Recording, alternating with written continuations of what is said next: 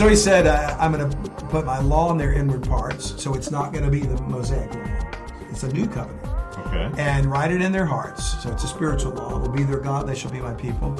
And they shall teach no more every man his neighbor and every man his brother, saying, know the Lord, for they shall all know me, all of Israel, from the least to the greatest of them, saith the Lord. For I will forgive their iniquity, and I will remember their sin no more. We need to realize Israel doesn't receive the blotting out of their sins until they look forward to a day of atonement.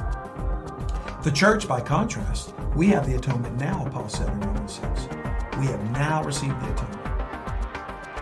So there is a distinction between the national salvation program of Israel and the time of grace in which we live right now. But individually, they are still saved by the finished work of Christ. Absolutely. Okay. And which is why I disagree with the teaching I taught for so many years about there being two separate churches. And I no longer believe that because there's only one church. It's the church, the body of Christ. Israel is just as much a part of that as we are. We're all in the church, but there's a distinction between the church age and the national salvation program of Israel. Okay. And there's some differences in inheritance. The church doesn't receive the land grant promise. That time of restoration and the wine and the fats being filled and the grain and the former rain and the latter rain, that's for the land of Israel, the land, he said. We don't get that land. Okay. We're going to be back on the earth, but we're dealing with the nations.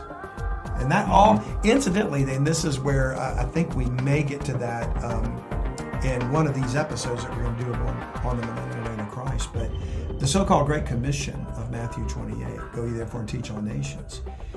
We're going to find out, and maybe this will be a little bit of a teaser to get some Christians to be provoked to tune into the final episodes, that we say we're carrying out the Great Commission today. And you can make whatever spiritual application you want to of that.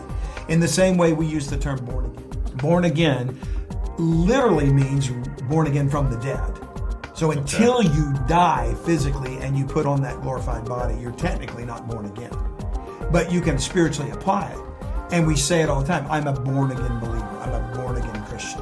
Because judicially it's taken place, if you want to call it that. So I don't have a problem now using the term born again believer, even though it physically hasn't happened yet. But we're applying it judicially. That's fine. Okay. So if you want to apply the term judicially of where the Great Commission is being carried out, that's okay. But it literally won't be carried out until the millennial reign of Christ.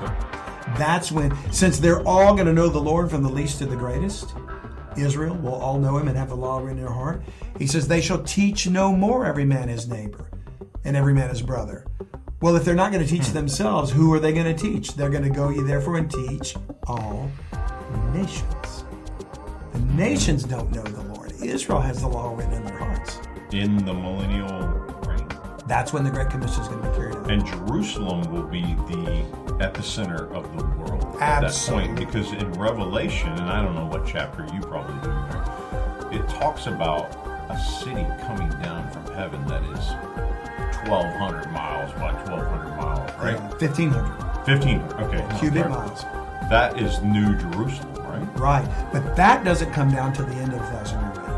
Am I jumping ahead into another podcast? Well, there are some people that think, and we've actually done a podcast on the Heavenly City, but we'll do another one with maybe to tie it in.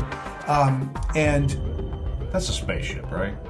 It looks like it. I mean, something coming down out of heaven that's it's bigger than a space. It's like when Star Wars says, that's not a moon. It's more like a Death Star. Yes, exactly. That's incredible. Yeah. 1,500 cubic miles. So where would you put that on the earth? Now, that's why I say... Is it going to come down where Jerusalem is now? That's why I say it could be that I'm convinced that it comes down at the end of the 1,000 years, because that's when we see a new heaven and a new earth, and that's when we see the New Jerusalem. Wow. So it could be that the new earth is going to be such that there's a place for it, or it could be it's more like a satellite.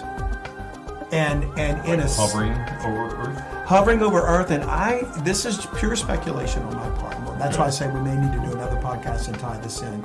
Do you remember Jacob's dream when he saw the ladder of God's angels ascending and descending? I mean, I remember reading about it. Yeah. Well, I'm not asking you for the details, but you remember there was a dream that he had. And there was angels going up and down on the ladder. Yeah, and it's called a ladder, but I mean, we think of like a Home Depot ladder. Yeah, but that's some guy writing 5,000 years ago, and that's the best description he had. So right? it was probably a portal. Yeah. And in my view, some sort of a heavenly spiritual escalator maybe, or something, or stairway. Yeah. Whatever. I don't know exactly what the ladder was, but as far as I'm concerned, that could be a picture of the mechanism by which we go from the city of Jerusalem on the earth to the New Jerusalem in heaven, which is suspended above the earth maybe in some sort of a fixed geosynchronous orbit or something like that. And therefore, it's this portal that brings us up to It's like beam me up, Scotty, right?